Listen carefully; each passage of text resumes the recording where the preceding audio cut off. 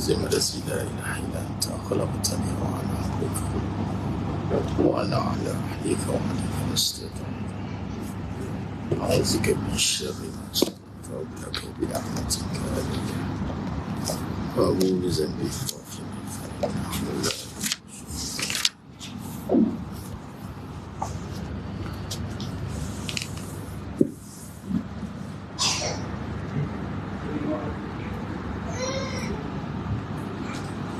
Assalamualaikum warahmatullahi wabarakatuh. Bismillahirrahmanirrahim. Innal hamdalillah nahmaduhu wa nasta'inuhu wa nastaghfiruh wa na'udzu billahi min shururi anfusina wa min sayyiati a'malina. من يهده الله فلا مضل له ومن يضلل فلا هادي له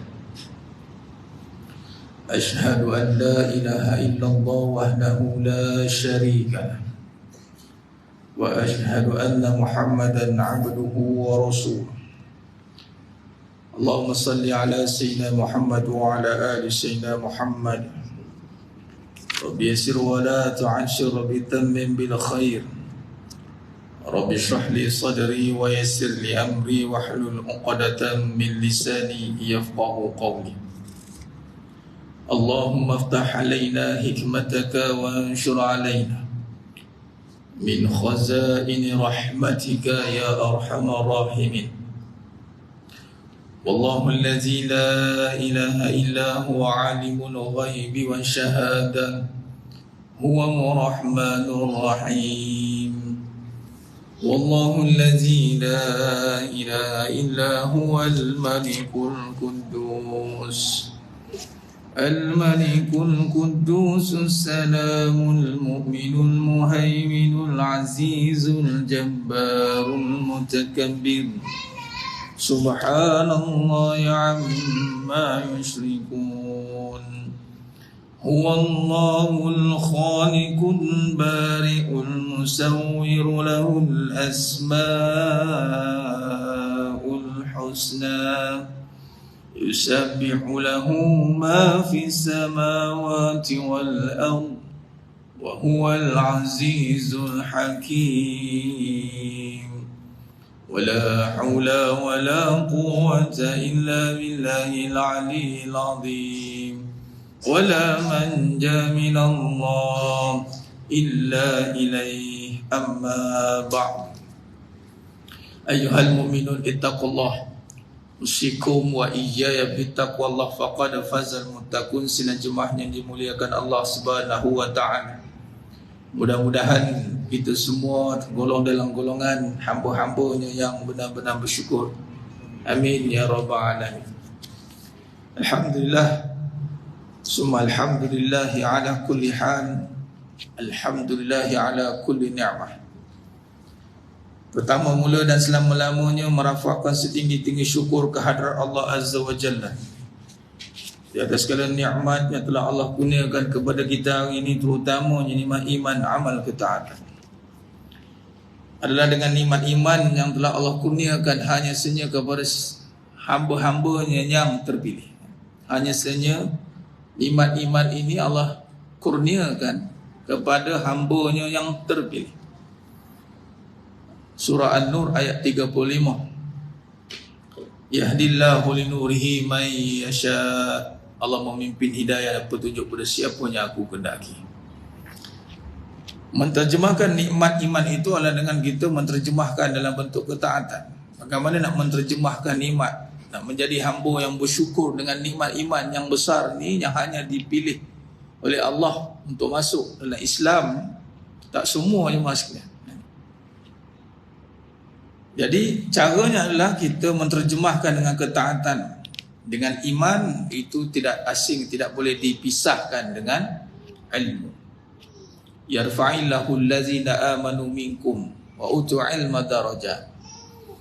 Surah Al-Mujadalah ayat 11. Maka dengan menterjemahkan tanda seorang itu beriman adalah dengan sudah pasti ketaatan yang mesti dijaga, itu adalah sebagai mendalami iman dengan ilmu. Itu tidak boleh kita iman hanya dengan sangkaan, dengan fikir-fikir, tidak boleh. Ia mesti bersandarkan, berdasarkan pada ilmu, yang mana ilmu berteraskan kepada Al-Quran dan As-Sunnah.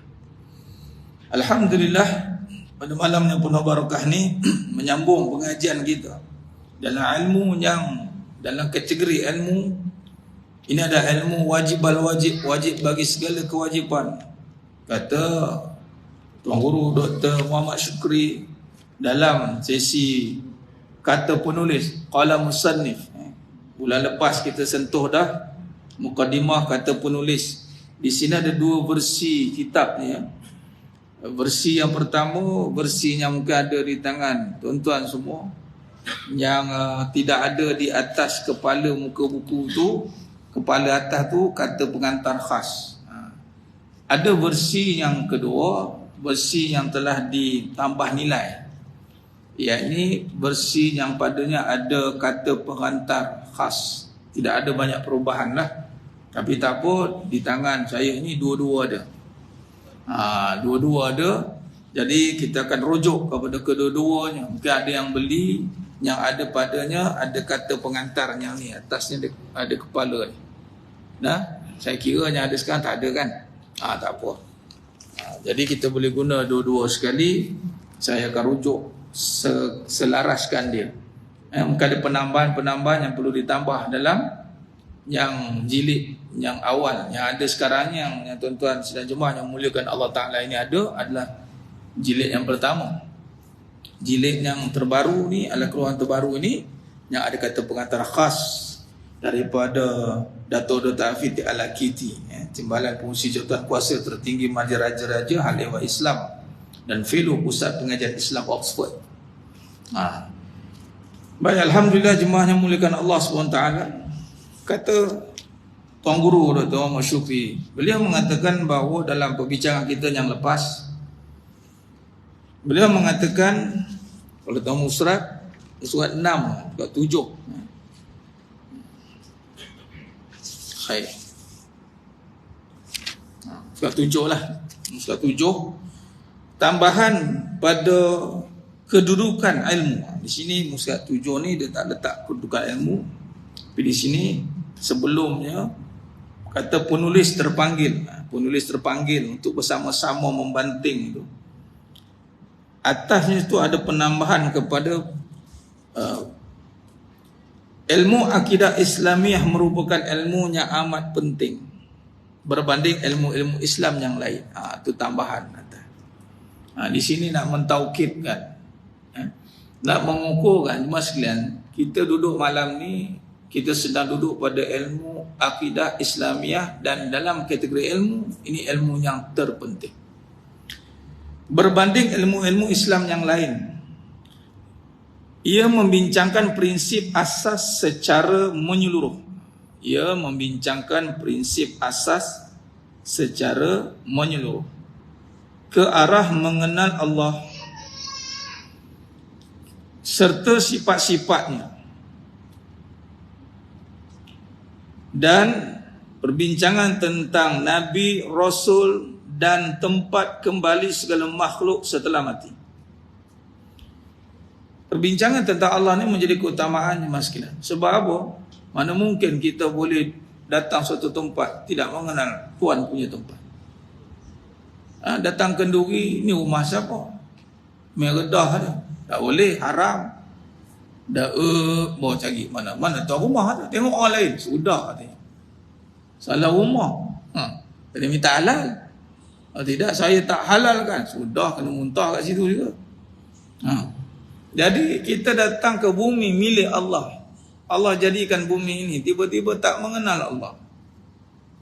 Malah ibadat yang kita nak lakukan, utama ibadat itu adalah mengesahkan Allah SWT. Bagaimana kita nak beribadah kalau tidak mengenal Allah? Kerana ibadat itu adalah menyembah Allah. Seluruh ibadat bi qauli wa fi'li wa qalbi. Tiga-tiga. Qauli tak nampak, qalbi tak nampak. Wa qauli boleh dengar, wa fi'li boleh nampak. Namun qauli wa fi'li itu tidak akan dikira oleh Allah kalau qalbi tidak mengenal Allah. Kiblat kita ke lain. Niat kita solat, betul lah niat solat isyak, tapi tujuan ke lain. Habis semua amalan. Kita tak mengenal Allah, maka rosak amalan. Mengenal Nabi dan Rasul pun sama. Jadi sifat rukun iman, beriman bernabi dan Rasul. Yang mana yang membawa segala risalah kebenaran, mestilah ada pembawanya. Wallazi arsala rasulahu bil huda wa dinil haqq. Allah mengutuskan Nabi Muhammad SAW untuk menyampaikan agama kebenaran. Maka kita kena kenal Nabi dan Rasul. Dan kita kena kenal lah tempat kematian, yakni tempat kembali, darul akhirah, kampung akhirat yang kekal abadi. Tak kenal kampung, tak balik lah kita. Mestilah kena kenal kampung halaman masing-masing lah. Maka di sini kepentingan, bagi memenuhi kepentingan tersebut, maka ulama sepanjang zaman turut menampilkan karya masing-masing. Ini tambahan. Maka nak membahaskan perbahasan mengenai Allah, tentang Nabi dan Rasul, tentang Yaumul Akhirah, maka wujudlah banyak karya-karya dalam pelbagai bentuk keperluan seperti kitab, bait, syair, buku dan sebagainya. Makna kata di sini perbahasan ilmu ni penting. Kemudian betapa pentingnya ilmu ni, maka para ulama sepanjang zaman menampilkan karya-karya, yang termasuklah karya yang kita nak bahaskan ini, Ummul Barahim, dan menjadi pokok tunjang kepada perbahasan akidah Asy'ariyah, yakni sifat 20. Malah kita akan belajar bagaimana sejarah dan pendekatan dan perbahasan sifat. Dia ada tambahan di situ kan. Maka kini umat Islam terdedah dengan pelbagai cabaran, fahaman, luaran dan dalaman yang menguji akidah mereka. Ini tambahan dalam kata-kata penulis. Ini kata-kata pengguru Dr. Muhammad Syukri. Cabaran yang dihadapi oleh umat Islam, luaran dan dalaman yang menguji akidah mereka. Akhir zaman ni jemaah sekalian, cabaran yang paling besar bukannya beramal yang kita tahu dah beramal. Malah kita boleh belajar dengan pelbagai cara, dengan teknologi yang ada ni kita boleh follow je. Tapi masalah yang besar adalah bagaimana keyakinan kita yang kita tak boleh nak follow ni. Keyakinan tak nampak. Aku follow kau lah, kau yakin. Macam mana? Sebab tu jangan terkejut di saat kesesatan, katalah kesesatan dalam sesuatu tempat itu semua sesat. Katalah wa kafa billahi syahidah, cukuplah dia seorang kalau dia dapat kebenaran akidahnya jelas, dia takkan terkesan dengan kesesatan. Sebab iman itu bukan ikut-ikutan. Dia tak ada taklid, dia tak ada ikut-ikut, aku ikut kau percaya, aku percaya. Tak boleh ni maksudnya. Dan ini cabaran di akhir zaman. Cabaran yang mesti kita kena lalui dan hadapi adalah cabaran akidah, yakni kepercayaan umat Islam. Dan kita mestilah perlu kembali pada akidah keimanan, kerana ia merupakan jalan tunggal bagi mendekatkan diri kepada Allah SWT. Nak dekatkan diri pada Allah SWT bukan dengan amalan zahiriah semata-mata, tapi kena amalan yang kembali membersihkan keyakinan. Ini ilmu, perbetulkan keyakinan, itu mendekatkan diri kepada Allah. Kadang-kadang kita beramal tapi hati masih busuk lagi, itu tak dekat lah tu. Dia mendekatkan diri kepada Allah itu adalah dengan keyakinan yang didasari dengan ilmu yang benar. Mereka perlu membersihkan daripada segala kekeliruan, kata kunci. Sebab ini dalam bulan lepas kita sentuh akidah ini, yang mana telah digaris pandukan sebagai akidah yang benar, yang tepat dan jelas. Benar, tepat dan jelas. Hari ini ada perbincangan kekeliruan di dalam akidah. Keliru dari segi istilah, keliru dari segi tarif, samalah istilah dengan tarif kan? Dan pelbagai sudut pandang yang berbeza. Itu belum lagi perbahasan tentang bagaimana nak membahaskan tentang kekuasaan Allah dengan sifat-sifatnya. Kekeliruan itu mesti kita leraikan. Dalam perbahasan ini jemaah sekalian, kita menumpukan tadi membahaskan tentang sifat-sifat Allah. Dan kita gabungkan dengan perbahasan hakikat kehidupan. Bila sebut kekeliruan akidah, kalau rujuk pada perbahasan hakikat kehidupan, kita perincikan, yakni akidah yang berteraskan kepada kepercayaan dia tentang kehidupan ini. Siapa yang mentadbir? Itu akidah tu. Siapa yang mentadbir hidup kita? Siapa yang mengurus segala hidup kita? Siapa yang melahirkan segala apa yang zahir, yakni menjadikan, mengadakan. Lahir itu mengadakan. Sebab setengah manusia, bila dia tak jelas dengan akidah dari awal, sifat Allah dia tak kenal, dia tak faham, maka hidup dia, hakikat kehidupan tak akan sampai. Dia akan pergi pada kekeliruan. Pakai contoh, keliru rezeki, cukup ke tidak, itu keliru dah tu. Aku usaha ni dapat ke tidak? Bila dia usaha dia tidak jelas, sebab dia keliru tadi, siapa yang mengadakan, aku yang adakan ke? Ialah Allah juga, tapi dia macam gitu. Akhirnya apa berlaku mas sekalian? Amalan terganggu. Akidah dah pasti. Bila dah ada 50-50 syak tu, Iblis pun masuk campur dah. Allazi yuwaswisu fi sudurin nas. Dia masuklah was-was. Tinggallah kan kejap solat tu. Kalau kau tak usaha tak dapat. Ini je masa yang kau ada. Dah keliru. Berbelah bagi kita. Lalu sekali keluar perkataan sibuk. Nak menuntut ilmu pun sibuk. Sebab apa? Duk faham kalau tak usaha tak dapat. Walhal kalau ni niat semua ni jadi penuntut ilmu, talibul ilm ni, niat betul-betul penuntut ilmu, jamin rezeki. Habis tak usaha ke? Dah tu duduk kerah ni bukan usaha. Duduk kerah je. Inilah usaha. Usaha lah ni. Dia ingat usaha tu mesti cari duit, keluar siang malam pagi petang, baru dapat apa yang kita nak. Walhal yang mengadakan Allah. Nanti kita masuk pembahasan sifat nanti. Sifat wajib. Al-wujud. Yang ada. Mawjud. Kata Imam Nawawi rahimahullah ta'ala. Jadi di sini membersihkan daripada segala kekeliruan. Beruntunglah mereka yang menyucikan. Merugilah mereka yang mengotorinya. Supaya tertegak kalimah thayyibah la ilaha illallah Muhammad Rasulullah. Membersihkan daripada segala bentuk kekeliruan. Keliru ni akan duduk di mana je mas sekalian? Dia akan duduk pada fikiran, fikir. Sebab tu antara natijah bila kita selalu ngaji bab akidah, terutamanya tauhid, fikiran kita akan jelas, bersih. Fikiran kita tidak lagi fikiran yang yang buruk, fikir buruk, sangka buruk. Fikiran kita bersih. Contohnya, duit tak ada. Duit tak ada. Duit tak ada lah. Apa masalah? Biar tak boleh makan. Kenapa tak boleh makan? Siapa yang bagi makan? Duit. Nampak dia jadi syadid je tu. Duit tak ada, carilah duit. Dah. Nak cari pula, janganlah tercari-cari. Mintalah pada yang ada. Supaya pencarian kita tepat pada sasaran. Jelas. Fikiran jelas. Tak ada. Bila tak ada duit, aduh, cukup ke tidak ujung bulan? Cukup dah ni. Dia sesak dah ni. Aduh, matilah aku. Matilah pula. Tengah-tengah sebut matilah aku tu, tengah handphone, tengok. Duit tak boleh buat mati. Tak ada duit macam nak mati. Tengok tu. Macam tahu je aku tengah macam ni. Ini ikut orang yang tak jelas akidahnya. Kenapa?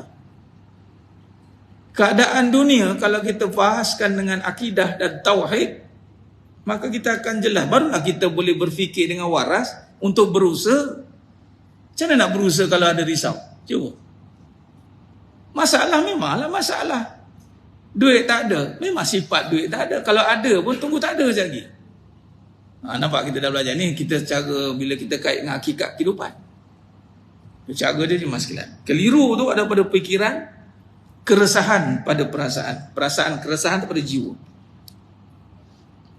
Keliru ni pada fikiran. Daripada kekeliruan ni nanti jemaah sekalian, dia akan wujudkan keresahan. Keresahan ni pada apa?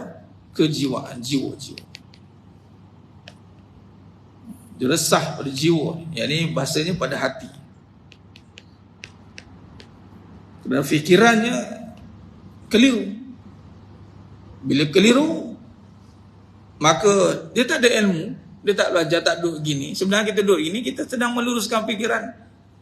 Belajar pula terus kepada perbahasan yang wajib al-wajib, yang mana sebenarnya walaupun kita sedang menggunakan fikiran, sebenarnya dia pergi kepada hati. Sebab ilmu ni iman. Ada dua serangkai lah. Fikir, zikir lah. Dia akan naik serentak. Nah, di situ sebenarnya ada ilmu, dia fikir je, tak pergi ke hati pun. Nah, itu adalah ilmu duniawi. Dunia lah fikir. Dia akal. Tapi bila dia ilmu itu dibawakan dengan kebenaran, iman, baru hati dia bersama. Macam ilmu tauhid, serentak. Akal dan hati. Akli wa nakli. Nampak? Betul orang yang ngaji tauhid ni, kalau tak cerdik, pelik. Sebab ngaji tauhid ni akan membawa pada kecerdikan. Dia akan membawa pada pembuka foto. Yang ni pembuka kepada ilham. Sebab dia dah bersih. Fikiran dia dah bersih. Hati dia telah tenang. Telah dapat cahaya, nur. Maka apa lagi kita akan nak hidup dalam hidup ni? Laksanakan sajalah hidup ini. Tak adalah kita nak cek pasal, bergaduh, sangka buruk dengan orang. Takkan sempat berlaku. Kerana yang masuk semua ilham-ilham kebaikan. Dan ilham-ilham itu sibuk nak membuat pada kebaikan, nak buat kelas, nak mengaji, nak itu, nak tambah, macam-macam. Itu sebenar. Ini penting. Bahasanya mudah di sini. Tapi sebenarnya kupasannya besarnya ni. Mereka perlu membersihkan daripada segala kekeliruan. Menerusi mengenal Allah. Mengenal Allah. Cara nak bersihkan fikiran ni, serabut-serabut ni, kenal Allah. Serabut lah. Payah betul lah. Rezeki, kerja ada, tak ada. Kita pun cakap, jom ngaji kenal Allah. Apa kena-mengena pula? Setengah orang tak nampak, dia ingat nak ngaji. Macam mana nak membina duit? Menjana pendapatan? Konon-konon dengan menjana pendapatan, cerita bab duit, lega lah. Lagi pening kepala lagi ada. Tengah-tengah cerita, terfikir. Adakah orang nak beli pula? Ada pula. Macam mana dapat duit banyak macam tu? Cerita dah seronok dah ke depan. Business plan kan? Cerita. Buat forecast, buat ini, buat projection, buat marketing. Dah sikit soalan. Adakah orang datang? Datang keyakinan dia pula. Dia berfikir. Sama juga akhirnya tak selesai masalah. Selagi kita tak mengenal Allah. Mengenal Allah serta sifatnya kerana merupakan bahagian terpenting dalam pembinaan iman. Mengenal Allah ni terpenting dalam bahagian iman. Berasaskan syahadah la ilaha illallah Muhammad Rasulullah. Ini tambahan tak ada dalam pengenalan. Tak ada dalam qalam musannif, kata penulis. Ditambah. Makna membersihkan daripada segala kekeliruan, menerusi mengenal Allah serta sifatnya kerana ia merupakan bahagian terpenting dalam pembinaan iman. Berasaskan apa? Berasaskan kalimatut thayyibah la ilaha illallah Muhammad Rasulullah.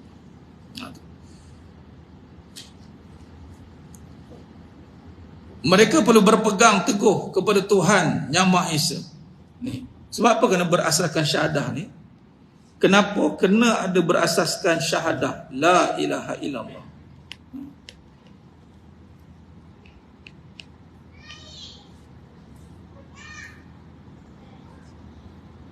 Sebab apa? Sebab jemaah sekalian, tengok tak ada satu rasanya bukan baru, dah lama tu. Tu apa nama gerakan?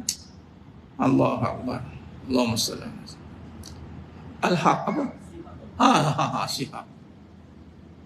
Dia boleh kata Nabi itu Tuhan.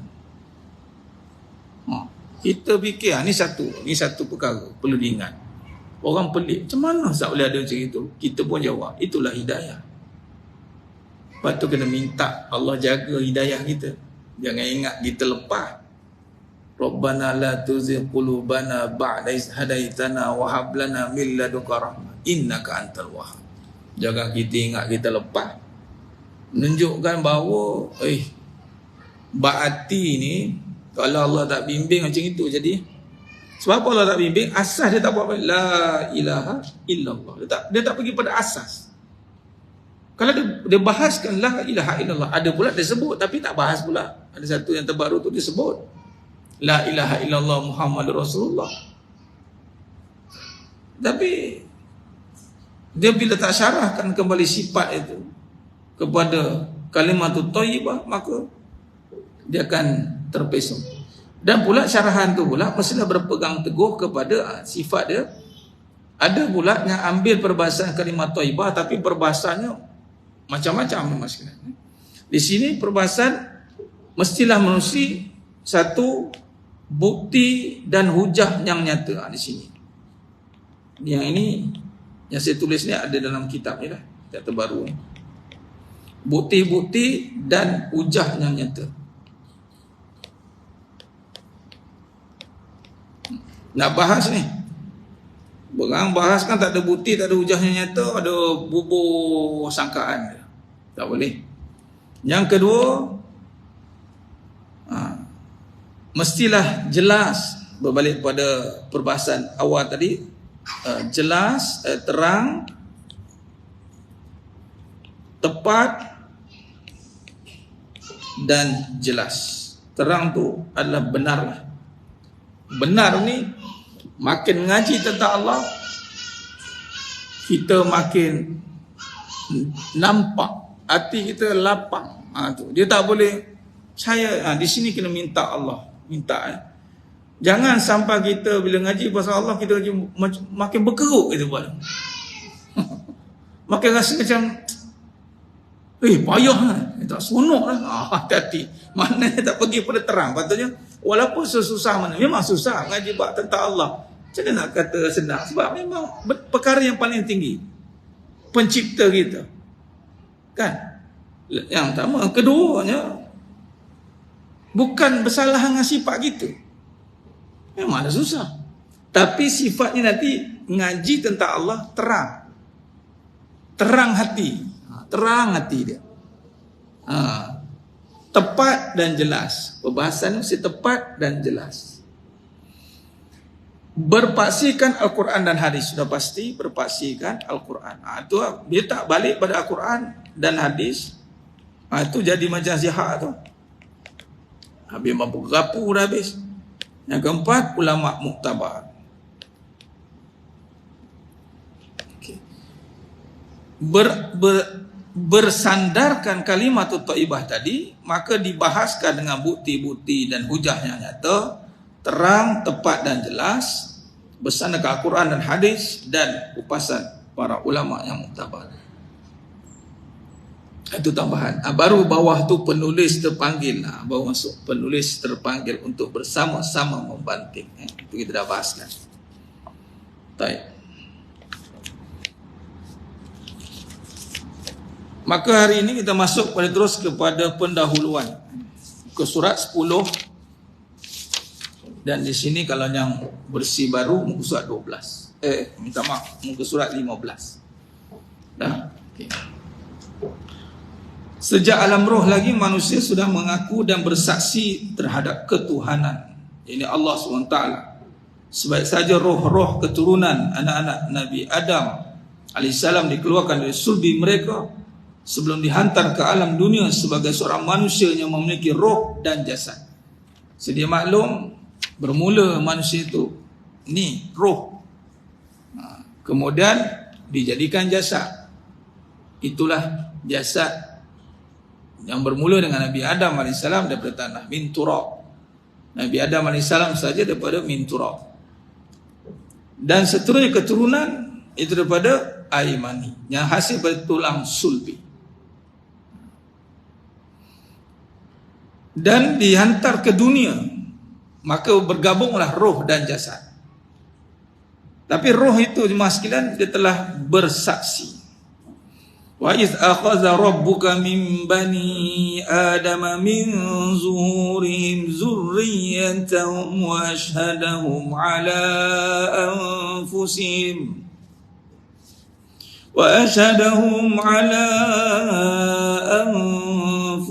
alastu bi rabbikum qalu bala shahidna an taqulu yawmal qiyamati inna kunna an hadza ghafilin. Ni kita semua dah bersaksi. Maka sebenar kalau nak cerita seluruh manusia pada keturunan Nabi Adam, kita masuk kat dunia, alam dunia, mula kita nampak berbeza agamanya. Tapi penyaksian asal sama semua. Tapi kenapa berbeza? Kerana manusia itu sendiri Allah berikan tugas untuk mencari kebenaran kembali di dunia. Walhaq roh itu kata kembali ke fitrah tu, balik pada fitrah ni. Yang ini sebenarnya bagi semua manusia itu semua telah Allah ambil kesaksian terhadap jiwa mereka seraya berfirman, bukankah aku ini Tuhanmu? Mereka menjawab, betul engkau Tuhan kami menjadi saksi. Kami lakukannya sedemikian itu supaya di hari kiamat nanti tak adalah iya ke? Nampak? Tak ada nak salahkan siapa-siapa. Di sini kalau lihat jemaah sekalian, surah Al-A'raf 172 ini adalah dalil ataupun bukti yang nyata bahawa nanti tak ada siapa-siapa akan dipersalahkan. Tak boleh salahkan siapa-siapa. Sebenarnya masing-masing telah ditaklifkan, telah dipertanggungjawabkan dan semua dah pegang janji dah. Masing-masing dah ada janji datang ke bumi ini tunaikan janji. Sepatutnya. Tapi kerana jahil itu datang kerana kelalaian disebabkan keduniaan, maka dia meninggalkan saksi yang telah dia lakukan dahulu. Saksi, dia dah melihat dah. Dia tak nampak dunia ni pun sebenarnya kan. Sebab dia bersaksi dah. Allah berkata, dia kata, tengok dah, bukankah aku ini Tuhan kamu? Ya, aku bersaksi. Saksi ni, saksi bila sebut saksi, nampak tak? Sebut saksi. Nah, syahadah. Dia mesti sertifikat. Kalau tu nampak, boleh tengok. Sebab tu tuntutan dia adalah melihat, ikrar. Awak ada saksi di tempat kejadian? Ada. Bila? Sebenarnya saya tak ada. Bukanlah, awak saksi bohong lah. Tak boleh lah. Saksi mesti ada di tempat kejadian. Maka kalau ikutkan di sini, bersaksi dah. Dah bersaksi. Baik. Maka sudah bersaksi akan keesaan Allah Subhanahu Wa Taala supaya nanti di hari akhirat tidak akan disalahkan. Kamu tidak mengatakan sesungguhnya kami Bani Adam lah orang yang lengah terhadap ini atau keesaan Tuhan. Yakni bukan orang yang lalai dan leka. Patutnya bila Allah tanya nanti dah tak ada question back balik. Baik. Ini muka surat 11 ni. Yang kitab satu lagi muka surat 16. Pergi ke 16. Saya kena buat dua sebab ada orang yang jemaah kita ada yang versi baru, versi lama. Sama. 11, 16. Tak usah pening. Tak usah keliru. Kita sebut. Saya kat depan ni lah. Makam lebih sikit lah. Dia tak boleh lawan. Macam mana? Kita pun tak perasan. Rupanya Tuan Guru kata, ada lagi versi yang lama dia pun duk habiskan yang first tu kan. Tak apa lah. Tapi kebanyakan isi dalam tak berubah. Muka surat saja berubah. Yang ini surat 11. Yang baru surat 16. Baik. Tujuan utama diciptakan manusia adalah untuk beribadah kepada Allah Subhanahu Wa Taala, Tuhan yang Maha Esa, sebagaimana Allah Subhanahu Wa Taala menjelaskan, wa ma khalaqtul jinna wal insa illa liya'budun. Dan ingatlah aku tidak menciptakan jin dan manusia melainkan untuk mereka menyembah dan beribadah kepadaku. Az-Zariyat ayat 56. Baik, kita ni sementara kita duduk ada masa ni sebenarnya, bila kita mulakan balik perbahasan ni kan, kita sedang menyusun balik fikiran kita sebenarnya. Kita telah menstrukturkan balik. Aku dah bersaksi dulu. Sebab itulah kejadian aku ni ibadatnya. Sebab nak janji tadi, nampak kita tengah susun balik sebenarnya. Lepas tu kita bahas, tengok satu-satu balik. Bukan kita tak tahu. Dah tahu dah tujuan kejadian. Tapi bila kita ada perbahasan begini, ada dia panggil tertib. Nampak? Kenapa Allah jadikan manusia ni hanya saja beribadat kepada-Ku? Kerana sebelumnya dah bersaksi. Maka dah bersaksi, maka sanggup tak kerja? Ada kerja lah. Itu maksud dia. Ada syarat sebelum tu telah kita meterai. Bila dah termeterai syarat itu, maka itulah liya'budun. Kata al-mufassirin menyatakan liya'budun adalah liya'rafun. Ibadat yang pertama itu adalah ilmu. Kita ni hidup, bahasa mudah, tujuan kita Allah jadikan untuk mengenal Allah. Itu bahasa dia. Bukan nak mengenai isteri, nak mengenai anak, nak mengenai saya ni ustaz. Saya kenal isteri saya tu. Yang mana kenal? Tak tahu, kadang-kadang bertukar jadi langsui di siang hari. Munggulah nanti. Tak keluar saka-baka dia lagi. Contoh kan. Kadang-kadang macam itu dia pun tak kenal. Malah kadang-kadang ada pula yang kenal. Jangan cuba saya ni sebenarnya nampak je baik macam ni. Jangan cuba, saya tak sanggup. Jangan. Kadang keluar perangai jahat saya. Pula dah. Jadi kita nak kenal orang, bukan itu tuntutan. Mengenal sekadar nak berkenalan luaran, tapi bukan nak tahu sampai dalam aku kenal dia ni siapa. Dia ni baik ke jahat. Ini akhir zaman yang cerita macam itu pula.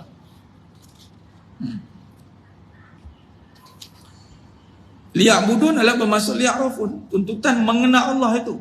Contoh. Saya buat contoh perbahasan selari dengan hakikat kehidupan. Allah jadikan manusia ini ada baik dan buruk. Ada dosa dan pahala. Allah jadikan. Bila kita mengenal seseorang itu dengan sifat buruknya, ataupun bahasanya dosanya, sepatutnya kita mengenal Allah Maha Pengampun. Itu sepatutnya.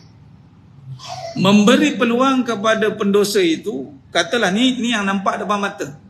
Bukan dosa yang tajasus ya. Ni akhir zaman ni pelik.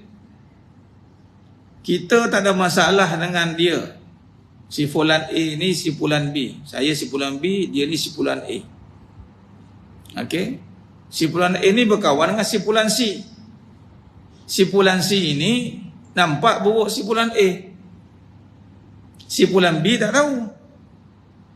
Maka si fulan C ni sudah bawa cerita pada si fulan B. Kau nak tahu tak? A tu macam mana? Aku nampak. Si fulan B tak nampak. Dia dengar saja. Maka keburukan yang ada pada si fulan A itu ni cerita dah tak ingat Allah ni. Dia nak kenal orang konon-konon ni. Aku nampak si fulan A itu buat dosa sekian. Yang si fulan B mendengar melalui si fulan C. Dia dapat tahu keburukan itu bukan dengan dia nampak, dia dengar. Daripada si fulan C yang membuka aib si fulan A. Maka dengan itu si fulan B sudah tak rapat dengan si fulan A yang tak ada pun masalah. Maka dia lebih cenderung kepada si fulan B yang si fulan C yang membuka aib itu, yang mana hukumnya dosa besar. Habis dia kan buat dosa, kau C dengan A, kau settle lah berdua. Apa cara? Nampak kemungkaran, tegur. Tak mampu tegur, doakan. Ada tak mampu tegur, ceritakan. Ada. Dalil mana pakai? Saya tak mampu nak tegur dia. Jadi kita jom membawang. Apa cara terbaik nak tegur dia? Jahat betul dia ni. Dalam tu buat meeting pula. Ya Rab. Patutnya kalau tak mampu tegur, apa kena buat? Doa lah. Itulah kenal Allah. Baguslah jumpa orang yang macam itu. Baru hang nampak nak berdoa supaya Allah ubah dia. Oh, aku ada Allah lah yang Maha Pengampun. Ya Allah, ampunkanlah dosa dia. Ya Allah, aku nampak depan mata aku dia buat dosa. Ya Allah. Bukan cari siapa kau nak cerita. Habis Ustaz, suami saya buat dosa. Kamu isteri, suami. Okey, kamu nak report kat siapa? Authority. Pergilah report kat authority, tak ada masalah. Tapi masalah dari report kat authority, geng sebelah, jiran sebelah pun tahu juga tu apa. Geng sebelah tahu, jemaah tahu, jijah tahu, saudara sepupu sepapat tahu. Mana yang authority-nya? Nampak? Hati-hati. Kita hanya dibenarkan cerita ke autoriti. Autoriti pun tak cerita kat kita. Awak siapa? Kalau tanya kan, saya nak menyebut boleh ya Arif? Awak siapa dia? Saya nak tahulah apa perangai jahat dia. Tak boleh tahu. Hakim takkan bagi tahu. Malah semua PNC confidential. Tiba-tiba yang si mangsa ni konon-konon nak cari pengaruh, buka cerita kawan, buka cerita. Yang kawan yang paling malang sekali si B tu lah. Malang sekali lah dia. Rupanya dia bukannya baik betul, dia baik-baik saja. Akhirnya dia macam ni, dia berbangga, aku telah menjauhkan diri daripada perangai A yang jahat. Tapi kau tak nampak. Saya nampak. Dengan apa? Tu dia tunjuk mesej. Kau tertipu lah, habislah. Yang simpulan C ni dah buka aib simpulan A. Yang kau sokong dosa besar tu, tunggu kat kiamat nanti Allah buka aib kau semua. Amin. Patutnya astaghfirullahalazim. Ini dosa A ni. Aku tak nak masuk campur. Kau yang nampak kau tegur, aku tak nak. Dia jahat, aku nampak Allah Maha Pengampun. Itu aku tak tahu. Sebagaimana dia tak suruh aku buat jahat, sebagaimana dia tak amarah mengajak aku buat jahat. Kalau dia ajak aku buat jahat, pasti aku akan benteras kejahatan itu. Pasti. Maka kita tak sibuk nak mengenal orang. Habis kat situ, kalau pihak autoriti, habis autoriti. Autoriti pun takkan cerita keluar. Itu saja. PNC. Masalah rumah tangga. Hakim dia tahu. Lawyer dia tahu. Habis sekarang yang tahu lawyer buruk ramai tahu. Tak mana-mana lawyer buruk masuk campur. Even kita, walaupun kita ada pertalian adik-beradik ke apa, tu masalah ni kau settle dengan hakim, dengan autoriti. Aku tak mau tahu buruk kau. Buruk pasangan kau settle kat dia. Kau tak payah tanya cerita kat aku. Kalau kau cerita kat aku nampak Allah je Maha Pengampun. Khalas. Sebab kita, apapun situasi, kita nak mengenal Allah. Nah, ada pun cerita kebaikan, okeylah, tak ada masalah kan. Itu pun sebenarnya untuk liak budun kita kena sembah Allah. Kebaikan yang kita dengar daripada orang yang sampaikan kebaikan sipulan-sipulan, kita kena nampakkan baiknya Allah. Terzahir sifatnya. Nampak tidak? Sebab kita dah berjanji, alastu bi rabbikum. Dah tak nampak lain lah. Sebab yang berkuasa, yang mendatangkan baik Allah.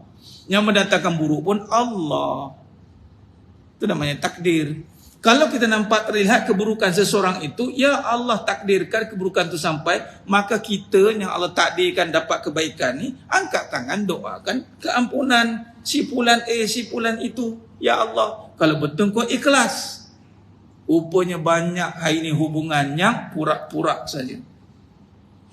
Ada pula satu tu tulis keikhlasan itu adalah jadi diri sendiri. Diri mana nak jadi? Buat caption, keikhlasan adalah jadi diri sendiri. Diri mana? Kerja ya, kerja tidak, kerja baik, kerja buruk. Yang mana diri sendiri? Kena bagi tahu, aku buruk sebenarnya. Itulah diri aku. Ya. Orang tu dah tutup, dah tak nampak buruk dia. Kita pula, dia tu pura-pura baik tu. Cuba hilang kopiah dia jahat kan. Dah pula. Apa yang saya cuba bincangkan ini, apabila dia keluar daripada jalan untuk mengenal Allah, dia tak buat kerja li'ab budun. Dia tak buat. Walaupun dia solat tunggang-tungging. Sebab itu dosa ribah, dosa tajasus ni, Allah tak terima amalan. Amin. Sebab dia sibuk nak mengenal orang. Dah lah kenal orang. Satu, kedua, jadi Tuhan pula tu. Kau tak payah belajar, kau tak payah ambil ajaran sesat. Mana sesatnya? Contoh, lain kalau dengan ajar terang-terang nampak keburukan, terang-terang, itu pihak berkuasa lah datang. Kita tak payahlah nak korek pula. Biar pihak berkuasa buat kerja dia. Ada SB banyak. Lepas tu kerja bahagian research dalam ajaran sesat ramai. Kadang-kadang dia duduk ngaji sekali, datang, dia kena masuk dalam kumpulan tu nak tengok sesat ke tidak. Bukan kita dengar-dengar, tak boleh. Baik.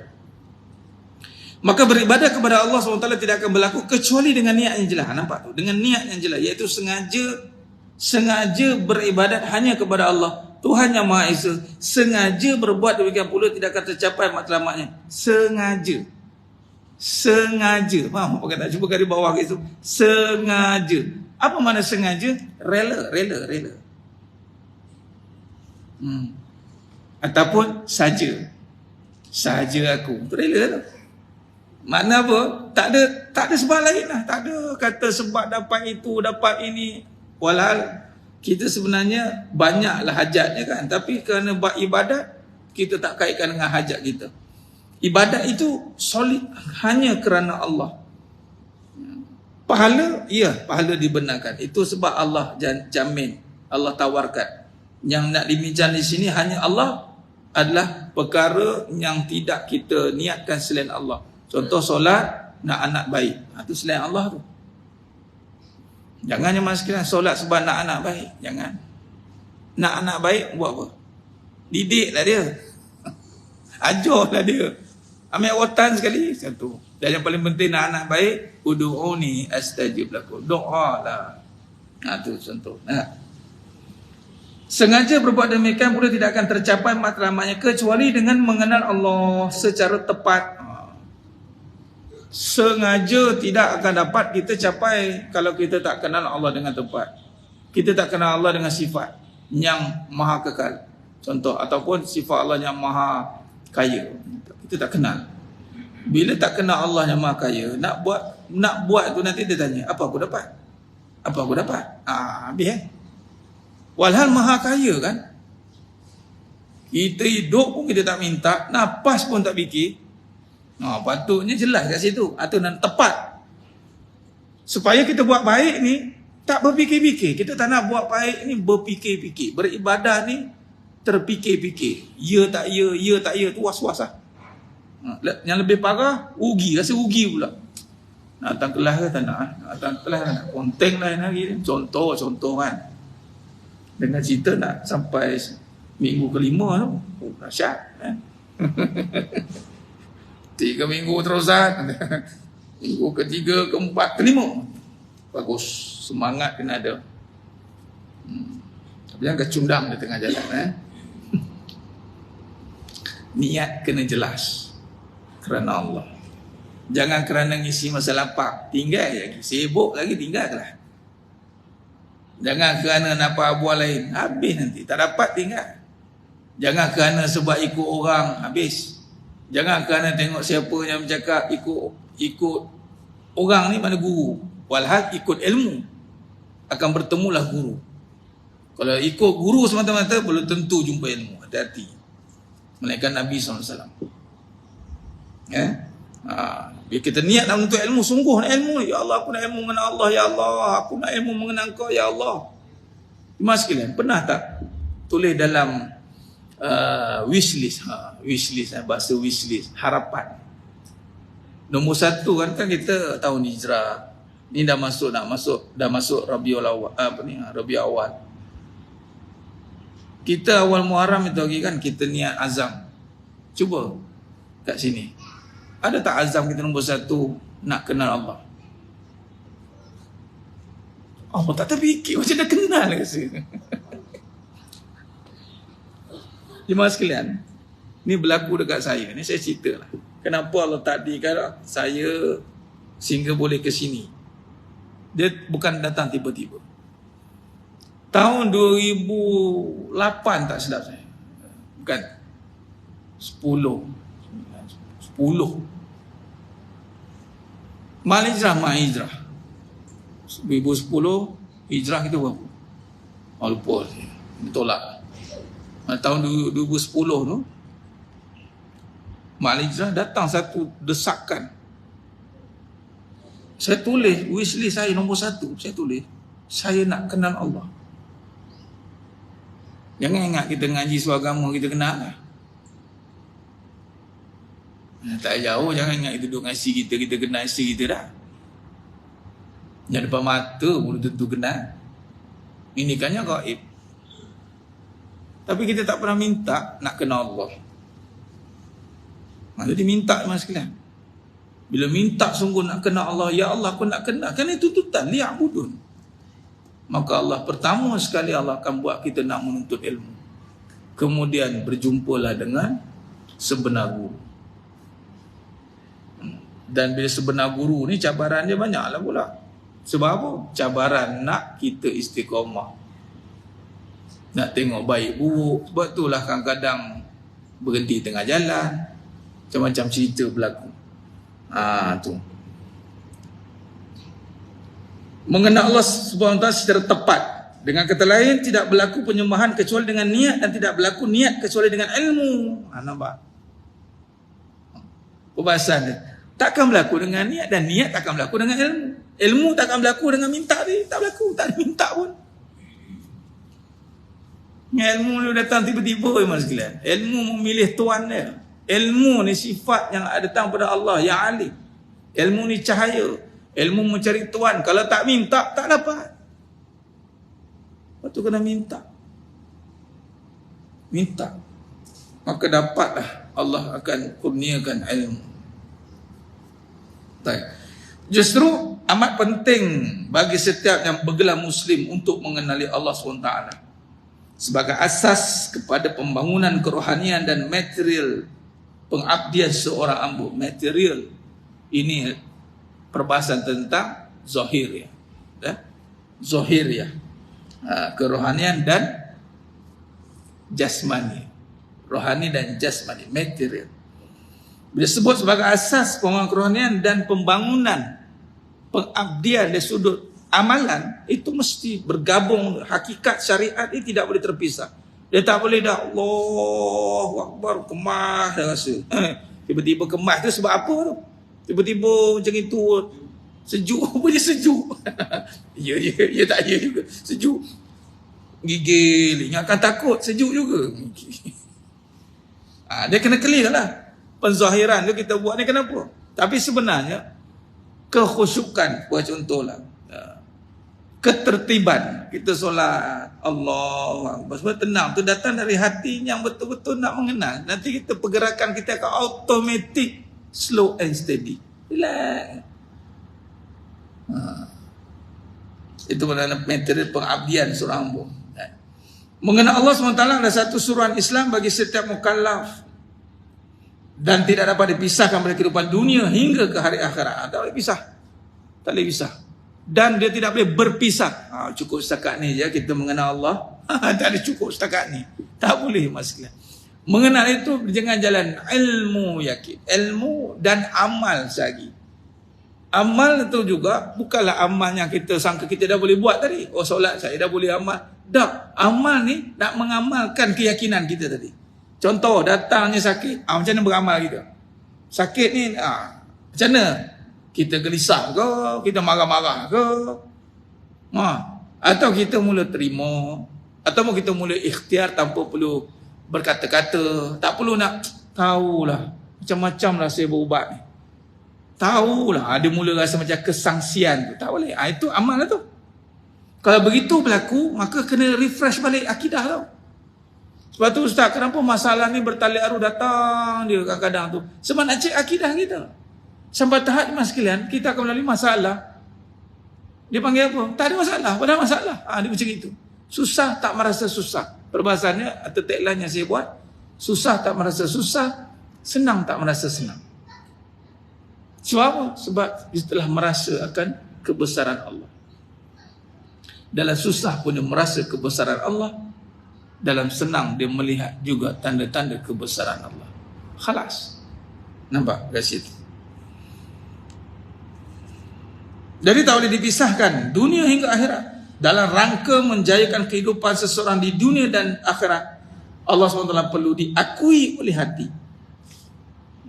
Yang pertama adalah tasdiqu bil qalbi. Sebab itu beliau akui dengan hati ni jemaah sekalian. Ini makna iman lah. Makna iman. Pertama iman adalah tasdiq. Iaitu tasdiqu bil qalbi. Tasdiq membenarkan dengan hati. Nampak? Kalau kita kaitkan dengan hakikat kehidupan, So, iman kata, iman itu mesti benar dengan hati. Kehidupan berkisar soal tak puas hati. Nak puaskan hati, kehidupan lah. Iman perbincangan tentang hati. Kehidupan pun perbincangan tentang hati. Macam mana kehidupan perbincangan tentang hati, Ustaz? Tu, banyak tak puas hati. Tu tentang hati lah tu. Bila tak puas hati, kita kena tanya balik. Benarkah hati itu? Sebab hati yang benar, dia akan dapat kepuasan. Bila dah puas, barulah dia menjalani kehidupan. Sepatutnya SOP ni macam itu. Sudah ada kepuasan hati, barulah kita melakukan ataupun masuk ke dalam kehidupan. Contoh kehidupan rumah tangga.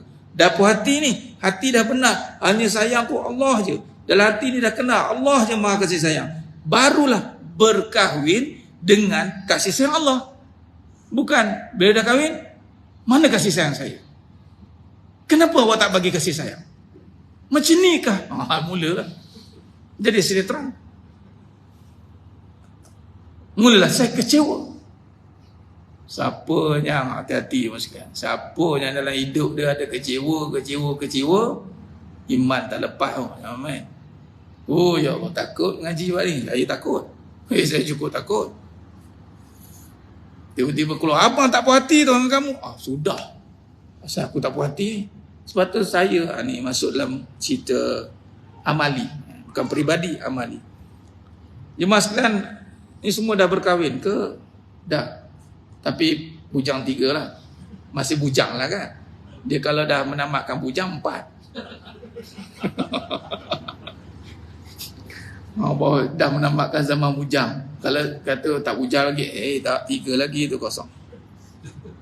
Kalau 4 baru boleh cakap Alhamdulillah saya dah telah selamatkan zaman bujang saya. Cakap kat isteri. Semangat tu ke rasanya. Saya takbir kan. Orang rumah dia tak puas hati tu. Saja nak cek ni. Jangan. Kita sebagai suami atau isteri kena selalu cakap macam ni. Abang tak ada apa-apa isu dengan kamu. Abang tak ada tak puas hati dengan kamu. Everything is settled. Kau malas ke tak malas ke, masak ke tak masak ke, apa pun tak ada timbul tak puas hati. Dia cakap gitu dalam rumah tangga. Boleh ada syarat ni, sambil-sambil catat tu teknik ni. Jadi tak jadi wallahualam, takdir. Tapi itu isteri pun sama. Saya tak ada apa benda yang tak puas hati dengan abang. Walaupun abang jahat, iya. Kenapa pula? Kerana hati saya telah dipuaskan dengan kebenaran. Barulah takbir. Allah, mana kamu mengaji ni? Sejarah dan kupasan akidah dan hakikat kehidupan. Tetapi sungguh ya mas sekalian, bila hati kita tidak benar, habis nama berkapus lagi. Tak tasdik, tidak benar dengan hati. Sebab tu dalam hakikat kehidupan saya mulakan dengan siddiq. Benar. Sayang tu siapa? Allah. Baru faham. Bila dah sayang tu Allah, kita tak harapkan isteri nak sayang kita. Tak harapkan. Suami pun sama. Isteri tak harapkan suami sayang. Jadi tak ada saling harap-mengharap pada makhluk, tapi masing-masing harap kepada Allah. Ada tak perbahasan tasawuf? Raja' ila Allah. Jadi nak berharap kepada Allah, hati kena jagalah. Janganlah nifaq, janganlah munafik. Iza hadasa kazaba. Dulu dah berjanji alastu birabbikum. Bila masuk alam duniawi, dusta pula dia. Kata janji aku yang berkuasa. Ni hebat tu, banyak kehancuran berlaku. Hati-hati jemaah sekalian. Jadi manusia hati dibuktikan pula dengan lidah. Barulah keluar lidah, nampak. Bila hati kita dah betul, lidah kita meluncur elok. Teko kan, mana ada teko ni keluar air teh dalam kopi tu. Kita kena sangka baik. Mana ada? Mana maunya? Kalau mulut dia itu, Allah, hati teruk lagi. Ulama bahas. Kalau masuk pintu je, pintu buka pintu saja bau busuk dah. Ke dalam bau wangi. Dalam masih ada bangkai. Kalau buka mulut saja jahat dah. Dalam hati jahat lagi. Habis tak kalau mulut baik hati jahat tu munafik. Habis cerita. Tu perbahasan. Dia tak ada istilah mulut baik hati jahat, tak ada. Atau istilah mulut jahat hati baik, tak ada. Mulut jahat hati jahat lagi. Jahat gitu. Dalil bil akli. Fikir akal cukup dah. Masuk depan pintu busuk dah, dalam lagi busuk. Ada habis itu. Aku duduk dengan hang ni, mulut hang tak berbedung bagi, tak berlezin, faham? Hati tu wallah alam aku tak nak cakap banyak lah, tapi secara akal macam itulah. Tapi kalau mulut dia baik, manis dia mulut, tiba hati jahat, munafik. Itu pun tak tahan lama. Kena dia punya hot button dia terburai juga nanti. Tak boleh mas, takkan boleh. Sebab hati, lisan dan perbuatan ini di dalam pentadbiran Allah. Allah dia tahu sejauh mana kita boleh bertahan. Jadi caranya harap pada Allah. Bersihkan hati sungguh. Barulah kita ni tak tahu. Tak ada kita buat macam ni. Saya tak boleh. Tolong jangan maki saya. Sebab saya nanti saya akan maki balik. Cakap macam tu. Ya benar Ustaz ni. Rupanya saya sedang menyimpan kejahatan saya. Faham? Saya ni baik ni sebab tak ada orang maki saya, cuba maki saya sekarang. Saya tak boleh tahan. Ada cakap begitu, tak boleh lah. Patutnya berharaplah kepada Allah. Jangan kita menolak, kita tak tahu benda dia datang macam Allah nak uji kita ni. Sampai kita keluar perkataan-perkataan yang boleh merosakkan nanti. Atau perbuatan amal kita. Sebab tu, hati dibukti dengan lidah dan disempurnakan dengan amalan. Ini takrif iman lah. Dan ini ada dalam kehidupan semuanya. Hati, lisan, perbuatan. Dia akan terjemah dalam kehidupan. Menurut Imam Syafi'i, surat 12. Kita baru surat 17. Menurut Imam Syafi'i di dalam Al-Fiqh Al-Akbar. Ni kita masuk sedikit. Walaupun ni bawa pendahuluan, di sini dah ada karya-karya ni. Fiqhul Akbar Imam Abu Hanifah. Antara kitab yang terawal sekali yang berbahas tentang akidah. Tapi digunakan fiqh. Nampak? Akidah ni sebenarnya termasuk dalam fiqh sebenarnya. Semua fiqhul asghar, fiqhul akbar. Akbar ni tauhid. Dia memang jadi syariat. Dia sebenarnya syariat. Sebab tu dia gunakan fiqh, bukan perbahasan fiqh. Walhal fiqhul akbar kita tauhid. Pengajian tauhid. Baik. Setiap individu dituntut supaya meyakini Allah SWT sebagai akidah secara putus atau jazam. Ada perkataan biasa kalau kita dengar ngaji tauhid, kena putus, kena jazam, kena taukid, kena syadid. Sebab tu dia akidah itu dipanggil juga simpulan. Dia dah simpulan. Simpul ni bukan simpul sebab tersimpul. Pun ada juga sudah tersimpul Ustaz, berbelit-belit. Ni kita ikat simpul. Daripada 5 jadi 1. 1 ni padu. Tu tauhid. Jazam bukan secara syak wasangka. Ni kata tak boleh kita termenung, tak boleh. Kita kena selesai. Contoh dalam bab hakikat kehidupan, termenung dalam bab cukup tak cukup rezeki ni. Cukup ke tak cukup, termenung. Kadang-kadang orang termenung. Masalahnya yang dia hadapi,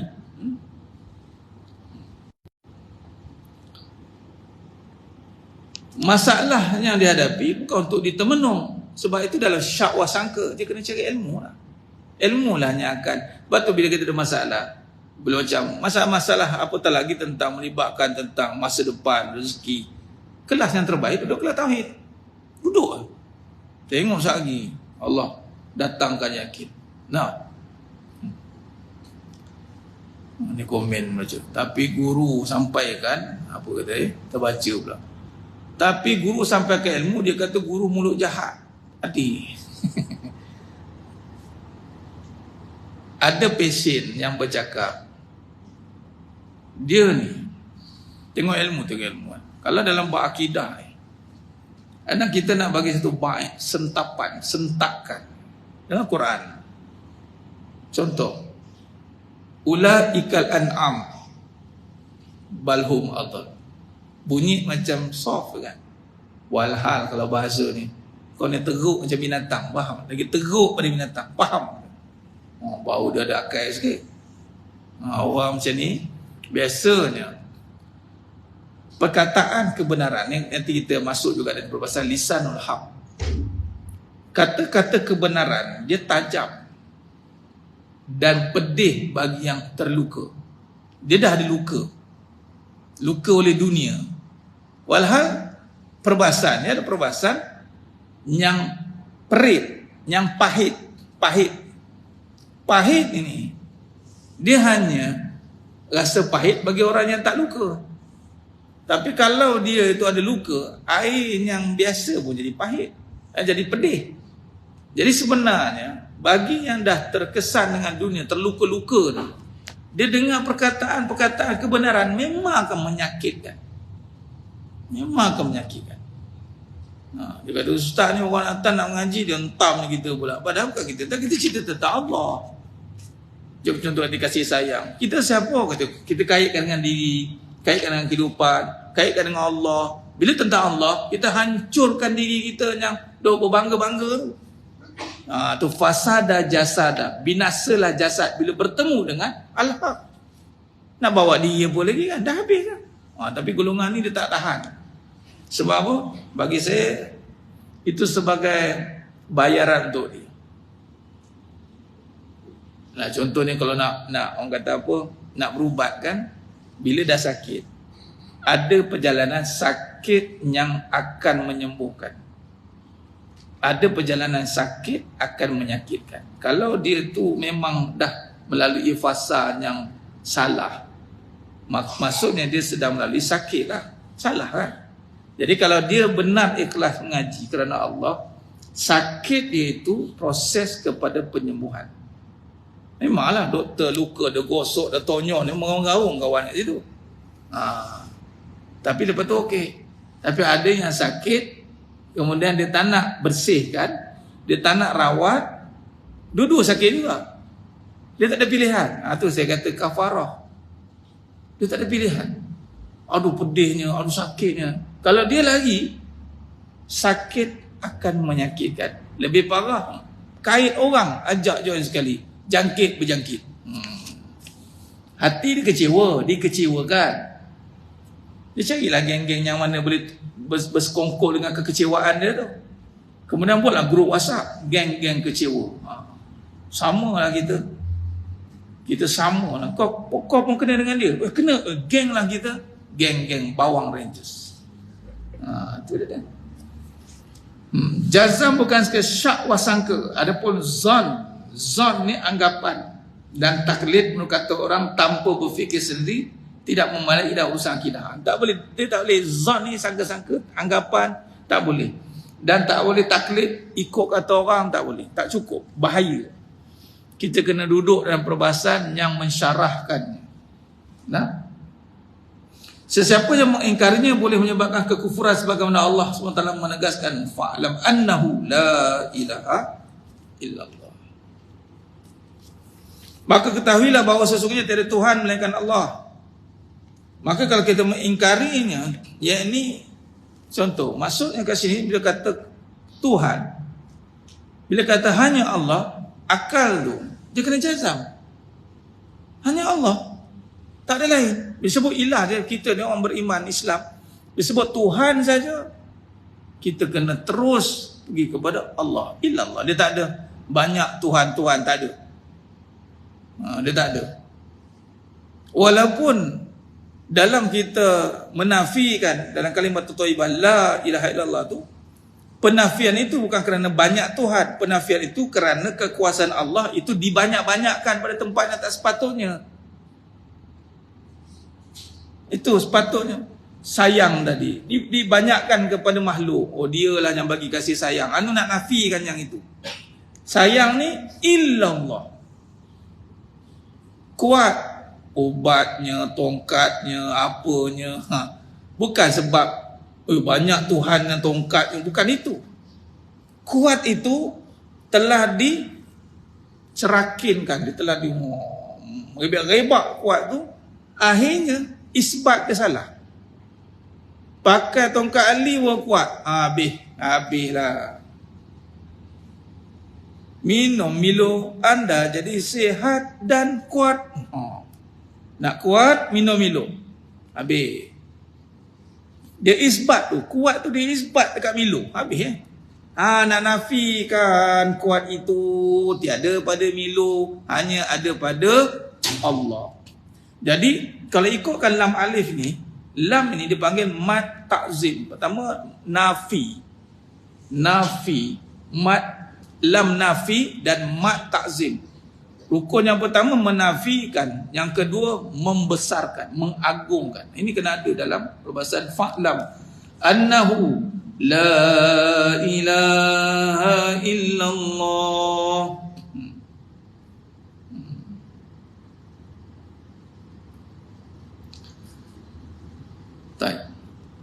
Al-Quran dan kitab-kitab samawi lain menamakan Allah, merujuk kepada Tuhan yang memiliki segala sifat keindahan dan kebesaran.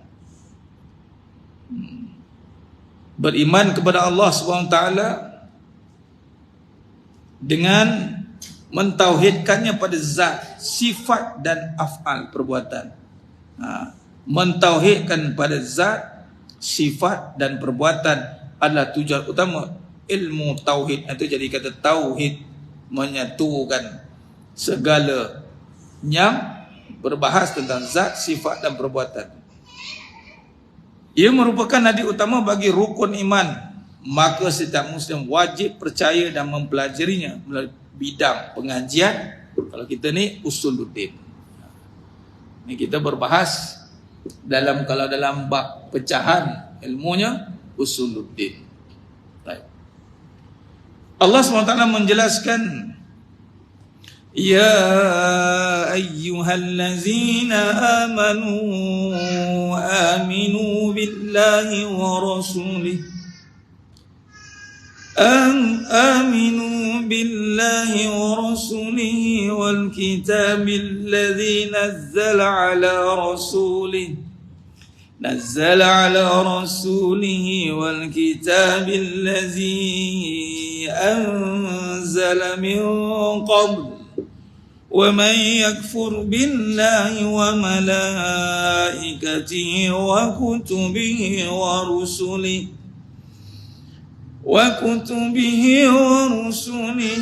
واليوم الآخر فقد ضل ضلالا بعيدا. Wahai orang-orang yang beriman, tetapkanlah iman kamu kepada Allah dan Rasulnya, dan kepada kitab Al-Quran yang sudah diturunkan kepada Rasulnya Nabi Muhammad SAW, dan juga kepada kitab-kitab suci yang sudah diturunkan dahulu daripada itu. Sesiapa yang kufur, ingkar kepada Allah dan malaikat-malaikatnya dan kitab-kitabnya dan rasul-rasulnya dan juga hari akhirat, maka sesungguhnya dia sudah sesat dengan kesesatan yang amat jauh. Surah An-Nisa ayat 136. Kesimpulan jemaah sekalian, kita berhenti kat sini. Maka di sini tiada pengingkaran, tidak boleh ada penolakan, tidak boleh ada syak prasangka, tidak boleh ada zon, tidak boleh ada taklid dalam kita berakidah. Itu berbalik kepada perbahasan benar, tepat dan jelas. Maka di sini apabila kita faham tentang perbahasan asas kepada pemulaan manusia itu dengan liya'budun tadi, mengenal Allah, maka barulah nampak susuk galuh perjalanan seterusnya dalam kita nak mengembangkan kefahaman kita dan membangunkan kehidupan kita. Nah, rohani itu kefahaman. Rohani ini disebut roh ni, dia duduk ke hati. Roh masuk dalam diri jadi nyawa. Nyawa ni dalam perbahasan dia adalah hati lah. Dia masuk dalam diri jadi hati. Hati ni duduk faham. Nah, kefahaman, membina kefahaman. Surah Al-A'raf 176. Ada hati tapi tak nak memahami. Qulubul la yafqahuna biha. Hati untuk membangunkan, tadi ada perbincangan, pembangunan kerohanian dan pembangunan kehidupan, material kerohanian dan material pengabdian. Sebenarnya kalau bincang tentang pembangunan insan, maka mestilah didasari dengan kefahaman yang berdasarkan keimanan pada hatinya, dan barulah kita akan nampak pembangunan di dalam kehidupannya. Sebab orang yang dah tiada keraguan ni, maka hidup yang tak pasti ni, sebenarnya hidup dunia ni tak pasti masih. Cara nak hadapi perkara yang tidak pasti, itulah dengan keyakinan. Yakin dengan apa? Yakin dengan Allah yang akan menjaga perkara yang tak pasti. Dan satu kenyataan saya tulis, jangan takut dengan masa depan yang buruk, selagi mana kita bertuhankan Allah yang maha baik. Seburuk mana pun keadaan yang bakal berlaku, percayalah Allah yang maha baik yang mentadbirnya. Tetapi takutlah dengan diri yang buruk, kerana masa depan yang baik boleh bertukar menjadi buruk kerana keburukan pada diri kita. Kita lah, keburukan yang kita gagal tadi kita bersihkan. Tuntutan pada diri kita adalah untuk fa'alamaha fujuruha wa taqwaha. Qad aflaha man zakkaha wa qad khaba man dassaha. Beruntunglah mereka yang menyucikan, merugilah mereka yang mengotorinya. Kalau kita gagal mentadbir urus diri yang Allah amanahkan untuk kembali membersihkan diri daripada sebarang kekeliruan, maka walaupun takdir itu sudah baik bagi dia, kita telah ditakdirkan Islam. Ini satu takdir yang baik, betul? Tapi kenapa kita rosakkan diri kita sendiri? Kita menzalimi diri sendiri. Ini tanda kita dah ditakdirkan Islam. Sepatutnya kita dah terjamin lah. Tapi kenapa hidup masih terumbang ambing? Kerana kita tiada kefahaman. Rosak rupanya. Habis. Baik, terima kasih. Baik, kita berhenti setakat tu dulu. Perbahasan kita 1 jam setengah. Tak ada peh dah sampai pukul 12. Kering lah tekak ni. Jangan jadi buat pasal. InsyaAllah. Dan kita berpandukan pada kitab pengajian ni, insyaAllah. Cuma tidak bermakna panduan ini kita ada panduan, tapi syarahannya akan mengikut kepada semasa. Jadi penting kalau kita dengar syarahan tu berkali-kali, dia takkan sama. Dia asas sama, tapi dalam kita nak mengupasnya adalah mengikut kepada semasa corak penterjemahannya. Lepas tu pentingnya kena ada panduan. Tengok kita nak bahas syarah macam mana. Jadi jemput hadir tuan lelaki seterusnya hari Ahad. Ada lagi tuan lelaki di Merbau Sempak Pajaras. Ya, ada soalan. Boleh. Saya nak cek di kita akidah saya nak di kita kaitan nak cek di kita ni. Okey. Baik. Dalam perbahasan akidah ini, yang pertama nak tengok kita ni, indikator kita ni bahasanya benar-benar beriman atau tidak. Itu Allah Ta'ala menyatakan kita ni benar-benar beriman atau tidak. Maka kalau ikut pada hakikat kehidupan, kita bahas pada hakikat kehidupan, segala perkara yang diasaskan dengan keimanan, dia tidak ada istilah, orang kata hadisnya amantu billah summastaqim, istiqamah. Dia tak ada istilah pertengahan jalan. Dia kemudian malas, kemudian dia lemah. Orang beriman dia tidak akan mengalami kelemahan. Surah Al-A'raf 139, wala tahinu wala tahzanu. Jangan kamu rasa resah, gelisah jika kamu orang yang beriman. Maka indikator dia adalah itu yang tadi kita perbahasan tadi perasaan. Cuba tengok. Nak tengok iman kita ni berada di tahap yang mana pada kedudukan yang benar dan jelas, tempat kita berlapang dada dan fikiran jelas Walaupun dalam beberapa masalah tu kita tak ada perkara yang memberhentikan kita kat situ. Bahasa mudah give up lah. Dan kita bahasanya semangat ni, kata-katakan setengah orang kita berterusan semangat bukan sebab ada apa-apa natijah lain. Kerana aku semangat ni sebab nak buktikan anak, nak buktikan, tak ada. Contoh pergi kerja dengan iman, dia tak ada apa-apa pembuktian yang lain. Dia pergi kerja tu makin lama dia makin jelas, makin nampak, makin semangat, makin nampak, naik. Dia panggil amal dia dari segi profesionalisme dia. Masuk kata dia tak ada berfikir dah, berfikir-fikir. Jadi lawan kepada soalan tadi, sekiranya kita terjebak dengan masih berkira-kira, berfikir-fikir, masih resah, masih rasa nak pergi buat tengah jalan, maka itu kadar kedudukan iman kita. Cuma persentage wallahualam kita tak tahu. Cuma kita bimbang, ianya dalam iman ni dia bukan kira 20%, 30%. Sebenarnya 100%. Sebenarnya. Dia, itu sebab tadi kata jelas. Dia tidak boleh gelas ada somping. Tak boleh. Mana kalau ada somping kat sini, somping ini buang. Iman macam itu. Dia tak boleh kotor. Sikit pun tak boleh.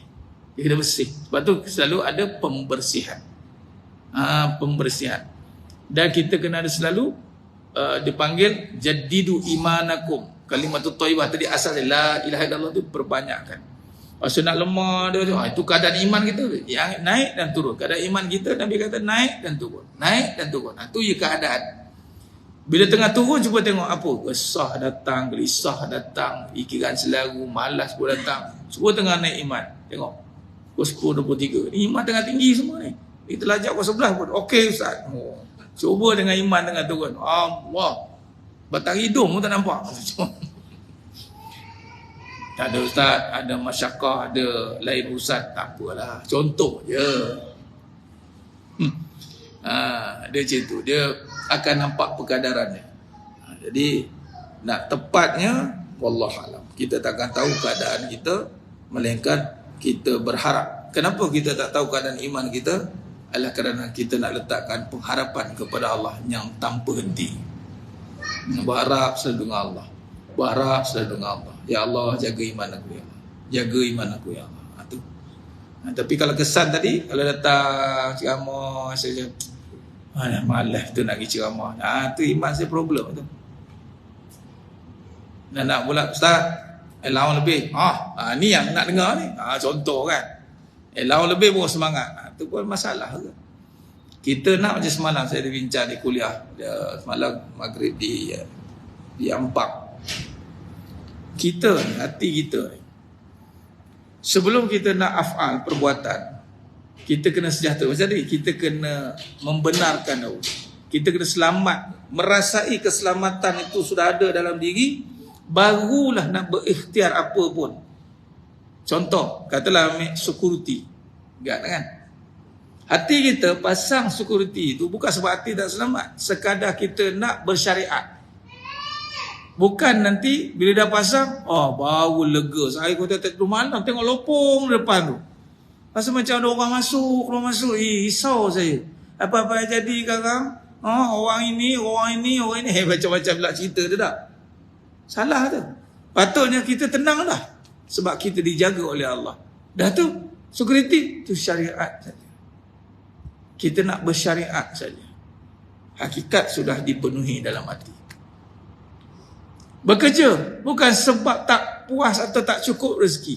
Ni hati dah benar. Rezeki ada, rezeki tak habis-habis, rezeki sentiasa tak putus-putus.